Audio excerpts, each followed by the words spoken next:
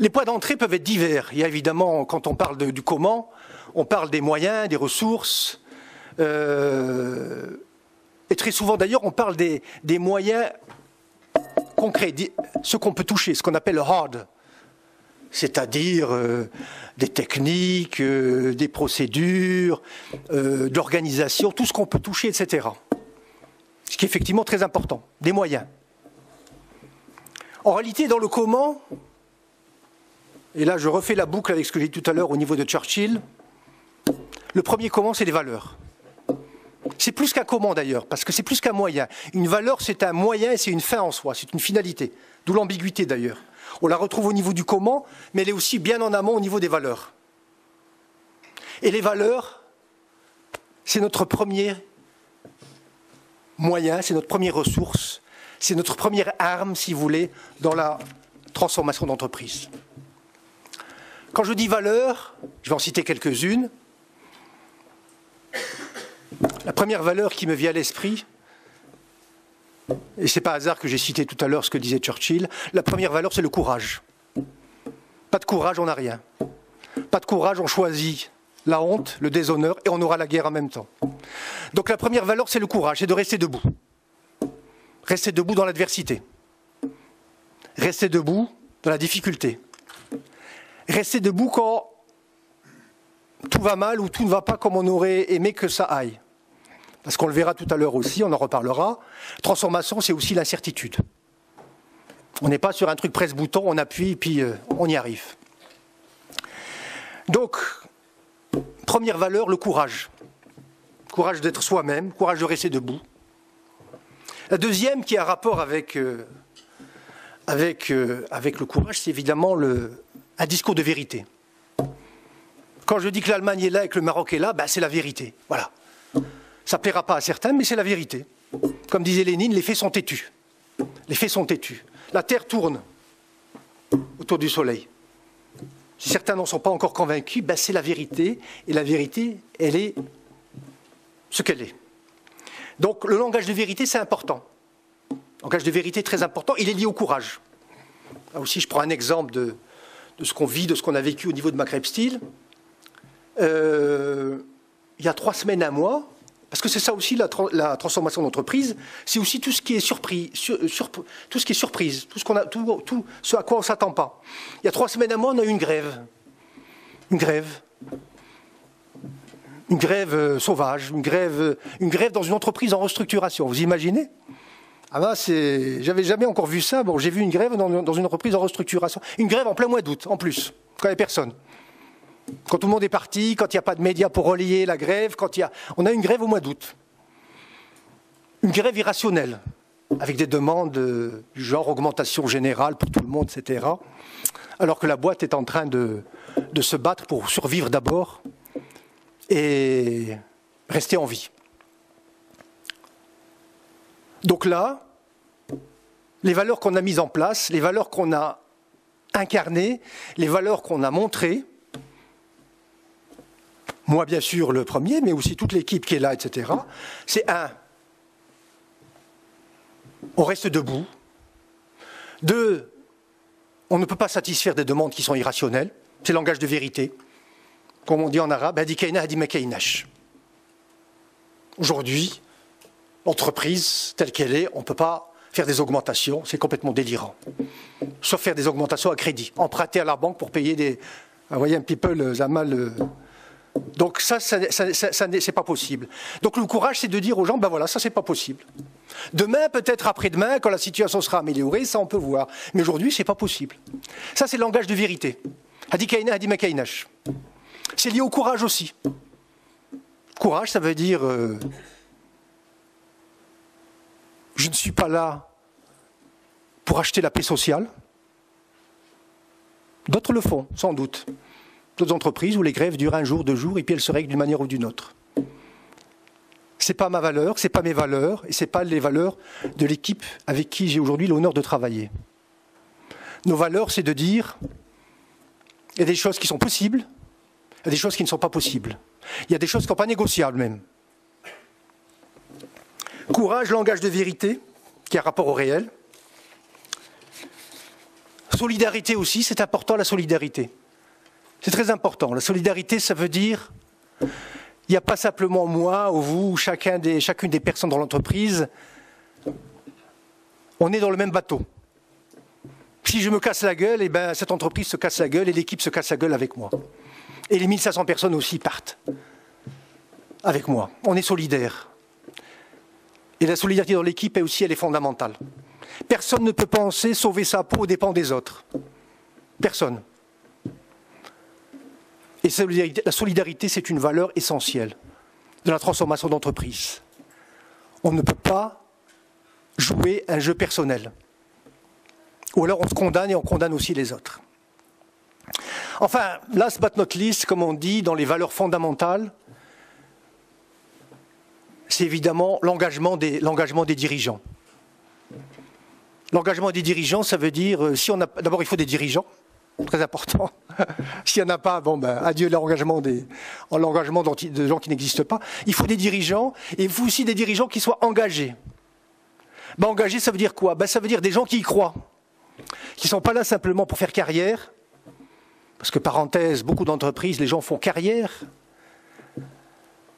Un engagement, ça veut dire je rentre là-dedans à 150%. Et je joue ma peau, au sens symbolique du terme. Je joue ma crédibilité. Je joue ma crédibilité à Maghreb Steel. Et cette équipe qui est là, elle joue sa crédibilité. Je ne fais pas simplement ça en passant, de manière un peu comme un amateur ou un dilettante. Je fais ça parce que j'y crois. Et ça, c'est l'engagement des dirigeants. On est là parce qu'on y croit. Et on ira jusqu'au bout. L'engagement des dirigeants, c'est l'arme fondamentale, c'est l'outil fondamental dans la transformation d'une entreprise. Tout commence par là et tout finit par là.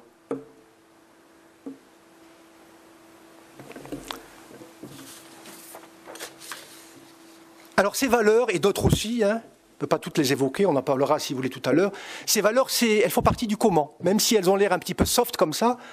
Je sais que cette semaine, vous avez fait des soft skills, etc. Le soft, il n'est pas aussi important que le hard. Il est plus important que le hard. Les valeurs de courage, de rapport au réel, de rapport à la vérité sont fondamentaux. Les moyens et les ressources, on peut toujours les avoir. Par contre, les valeurs, c'est beaucoup plus difficile à construire. Ça prend du temps. Et ce n'est pas toujours évident pour tout le monde. Et ce n'est pas toujours évident qu'on partage les mêmes valeurs. Même si je suis persuadé qu'il y a des valeurs universelles. Je dis d'ailleurs souvent, c'est un autre test que je fais ça, j'ai dit, ça c'est mes valeurs, c'est nos valeurs, de l'équipe qui est là, je pense que c'est des valeurs universelles, et je pense que c'est des valeurs qui font avancer la cause de l'entreprise, et qui vont nous permettre de réussir. En même temps, je fais toujours un test un peu humoristique, mais très sérieux, je dis aux gens, si dans la salle, est-ce qu'il y a quelqu'un qui est pour la pagaille? Qui lève la main? Est-ce que quelqu'un est pour l'injustice? La pagaille, l'injustice, le fondant? Qui lève la main? Je vous vois hésiter là. Bon, ce qui veut dire que quand même quand on se parle ici franchement, etc. Je vois très peu de gens se lever et dire « Moi, je suis pour l'injustice. Moi, je suis pour le fondant. Moi, je suis pour le ciban.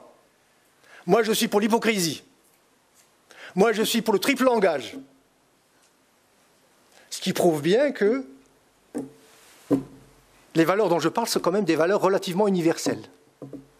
Et qu'il y a très peu de gens qui pourraient avoir le courage, le culot ou la conscience, enfin la bêtise de dire « Moi, je suis pour le fondant. »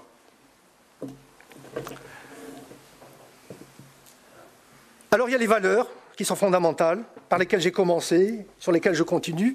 Et puis, de manière plus concrète peut-être, encore que les valeurs, c'est très concret, parce que les valeurs, ce n'est pas simplement des mots, n'oubliez pas, c'est des attitudes, c'est des comportements. Rester debout, c'est une posture physique d'abord, rester debout. Voyez. Donc c'est du concret, c'est pas du soft, ce qu'on appelle le soft, j'aime pas beaucoup le mot soft. En réalité, c'est des attitudes, c'est des comportements. Alors à côté de ça, il y a d'autres outils, d'autres choses qui sont dans le comment. Comment on transforme une entreprise? Comment on manage la transformation d'entreprise? vais les citer en vrac. La première qui me vient à l'esprit, c'est la vitesse, la rapidité. Vous allez peut-être être étonné de ça. Je pense qu'on ne fait des choses essentielles, importantes, que dès le début, tout de suite. Lorsqu'on prend en main une entreprise, c'est là où il faut faire les choses les plus importantes. Pourquoi? Parce qu'après, avec le temps qui passe, vous allez être bouffé, apprivoisé. Vous allez être laminé, tiré vers le bas. C'est ce qui se passe souvent. Et en réalité, les choses les plus importantes, il faut le faire dès le début. De mon expérience, croyez-moi, et je l'ai vécu à différents niveaux, et je l'ai croisé aussi avec d'autres praticiens, etc., c'est au début qu'on fait les choses les plus importantes. C'est au début qu'on pose les actes les plus importants. D'ailleurs, on a un proverbe que vous connaissez bien, qui est un peu énigmatique, mais qui quand même dit la même chose. On dit chez nous, « le chat meurt le premier jour ». Le premier jour, il faut poser les règles du jeu. Hadi kaina, hadi ma kainash. Ça, c'est négociable. Ça, c'est pas négociable. Voilà les règles du jeu dans lequel on va jouer ensemble. Si vous ne faites pas ça au début, tout de suite, vous êtes mort et enterré. Alors la vitesse est importante dans la restructuration. Ça ne veut pas dire que, quand je dis ça, qu'on se comprenne bien, ça ne veut pas dire qu'une restructuration se fait en quelques mois. Ce n'est pas ça que ça veut dire. Ça veut dire qu'on pose les fondamentaux de la transformation très rapidement. Ensuite, il faut du temps pour dérouler ça. Vous voyez ce que je veux dire? Là, je parle sous le contrôle des physiciens, mais en réalité, le temps ne coule pas, il est turbulent, comment on dit ça? Il percole, le temps percole. C'est-à-dire que il fluctue, il peut y avoir des accélérations, des moments où on a l'impression que rien ne se passe, des moments où on ne peut rien faire. On a l'impression d'être complètement impuissant, etc. Puis il y a des accélérations. Donc le temps ne coule pas de manière un peu luminaire, un peu linéaire, si vous voulez, voyez. Et c'est l'idée que je suis en train d'expliquer. Dans le temps, il y a des temporalités où il faut faire des choses. Si vous ne les faites pas à ces moments-là, c'est terminé. C'est ça que ça veut dire. Dans l'apprentissage de l'enfant, vous le savez bien, il y a des apprentissages qui se font à certaines périodes, entre 0, on va dire, et 6 ans, maximum. Si des choses ne se font pas à ce niveau-là, à ce moment-là, pardon, elles ne se feront plus. Parce qu'il prouve bien qu'il y a des moments clés où il faut faire des choses. Des enfants qui n'ont pas été exposés au langage ou qui sont restés, c'est connu dans l'histoire, qui sont restés isolés entre 0 et 6 ans, il y a des capacités de langage qui sont perdues. C'est terminé. Donc il y a des temporalités qui sont sensibles. Et dans la vie de l'individu, du développement individuel, et dans la vie d'entreprise, c'est la même chose.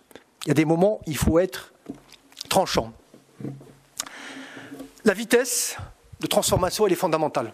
Quelqu'un qui me dit, moi, il me faut 10 ans pour transformer l'entreprise, j'ai dit, bon, ben voilà, 10 ans, bon, bonjour, au revoir. C'est pas sérieux. Le deuxième point important que j'ai déjà mentionné dans la transformation d'entreprise, et je l'ai dit tout à l'heure, quand j'ai dit je ne suis pas et je ne veux pas être le Kim Il-sung de la restructuration ou le Kadhafi de l'entreprise, c'est le collectif managérial. Le collectif. Seul, on ne peut rien faire. Seul, on peut donner une impulsion, on peut convaincre, on peut lancer, on peut être un moteur. Encore faut-il qu'autour de soi, il y ait des gens qui adhèrent, qui y croient aussi, qui soient touchés par ce qu'on dit. Et qui s'engagent avec nous. On revient à l'histoire d'engagement. Donc le collectif managérial, il est vraiment fondamental pour transformer une entreprise. Et je dis bien le collectif. Je préfère même le mot collectif à mot équipe. Déjà, les équipes de football au Maroc, je ne suis pas tellement inspiré, vu leurs résultats. Alors je préfère le mot collectif. Collectif de management, collectif managérial. Et un collectif, je fais une parenthèse ici, pour bien dire ce que je dis et pas dire autre chose. Un collectif, c'est pas... je vois parfois des dirigeants qui ont une équipe, j'allais dire, une équipe attitrée avec eux depuis 10 ans, 15 ans, et là où ils vont, ils les amènent avec eux. C'est pas ça une équipe. Un collectif, c'est pas ça. À Maghreb Style, certes, il y a des gens que j'ai peut-être ramené, peut-être une personne ou deux maximum, mais un collectif, ça se construit. Ça se construit en réalité. C'est pas une équipe attitrée comme ça, de courtisans qu'on tire à droite à gauche et qu'on amène. Une équipe, un collectif, ça se construit. Tout à fait différent d'une équipe qu'on amène, d'une équipe extérieure, qui est souvent contre-productive. Vitesse, collectif, réflexion. Et puisqu'on est ici dans un temple de la réflexion, c'est quand même important de se dire que réfléchir, c'est important. Réfléchir est important. Penser est important. C'est pas évident pour tout le monde, hein. Dans beaucoup d'entreprises, il y a beaucoup d'anti-intellectualistes, c'est-à-dire des gens. J'ai un souvenir, je ne vais pas citer le nom parce que là aussi je vais encore me faire beaucoup d'ennemis. Ça ne nous rajeunit pas, il y a peut-être 15 ans, il y a un ministre qui s'est installé à Rabat. La première chose qu'il a faite, il a supprimé tous les abonnements, toutes les revues, tout ce qui pouvait un petit peu éveiller l'esprit des gens était supprimé.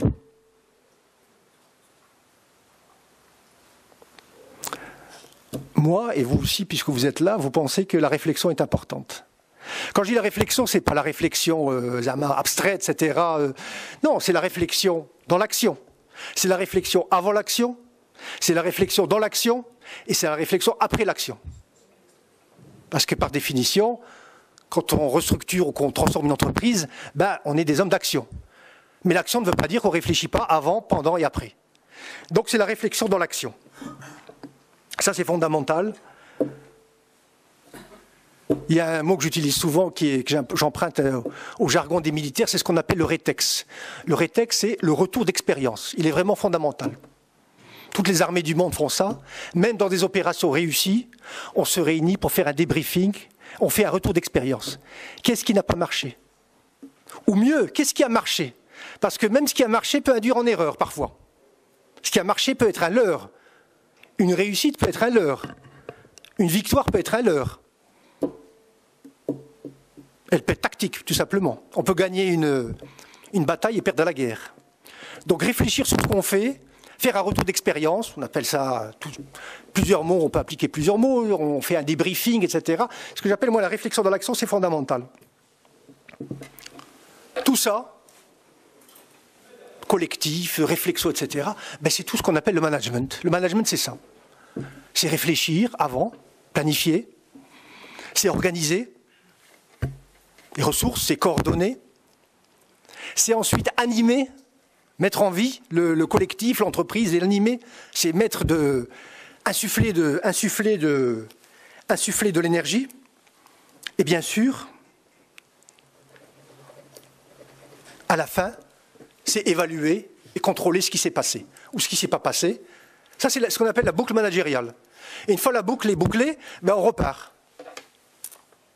Planifier, organiser, animer, évaluer, contrôler, et c'est reparti. C'est ce qu'on appelle le management, et c'est le management aussi, évidemment, des entreprises en transformation. Alors tout ça a l'air évidemment dit comme ça, présenté de manière linéaire, puisque par définition la parole est linéaire, l'écrit est linéaire. Tout ça a l'air rationnel, lisse et simple. Alors que, évidemment, dans la réalité, ça n'est pas du tout. La réalité est complexe, et je suis content que vous ayez ici, que vous aurez des enseignements ou des séminaires sur la complexité. Il faut commencer par ça. Les choses sont complexes, elles ne sont pas simples. Elles sont compliquées, elles sont complexes, elles sont opaques. Pour revenir donc, j'aime bien ce mot de Churchill, qui est évidemment de mes auteurs préférés, de mes inspirations préférées. Il parlait de the fog of war, le brouillard de la guerre. C'est-à-dire, quand on rentre dans la guerre, mais ça s'applique à l'entreprise, quand on rentre dans l'action, quelle qu'elle soit, il y a un brouillard qui s'installe. On ne sait pas réellement ce qui se passe au début. D'ailleurs, on est sans arrêt en train d'essayer de voir ce qui se passe. On n'est jamais sûr de ce qui se passe. On essaie sans arrêt de comprendre ce qui se passe, de décoder. La réalité est opaque, elle n'est pas... Comme dans les sciences, vous le savez, la réalité, elle est construite, elle n'est pas donnée. Il faut la construire. Ce n'est pas simplement une affaire de perception, je vois, j'entends, Non, il faut aussi la construire, il faut la conceptualiser, il faut y mettre des éléments d'interprétation, il faut avoir des lunettes pour mieux la voir. On ne la voit pas de manière brute comme ça. Donc ça fait partie du défi aussi, du challenge de l'entreprise. Les choses sont complexes, elles ne sont pas simples, elles sont opaques. On doit gérer... non pas une usine presse-bouton, on doit gérer non pas un acteur, on doit gérer énormément d'éléments. Dans une entreprise en transformation, comme dans une entreprise d'ailleurs normale, mais encore là encore plus. On ne gère pas simplement le personnel, on gère aussi les clients. À Maghreb Steel, un des défis qu'on a et qu'on avait, c'est de récupérer, de reprendre la main sur des clients qui nous avaient désertés ces dernières années. Il faut gérer aussi les actionnaires, ce qu'on appelle les shareholders en anglais. Il faut gérer aussi ce qu'on appelle les autres parties prenantes extérieures, l'État.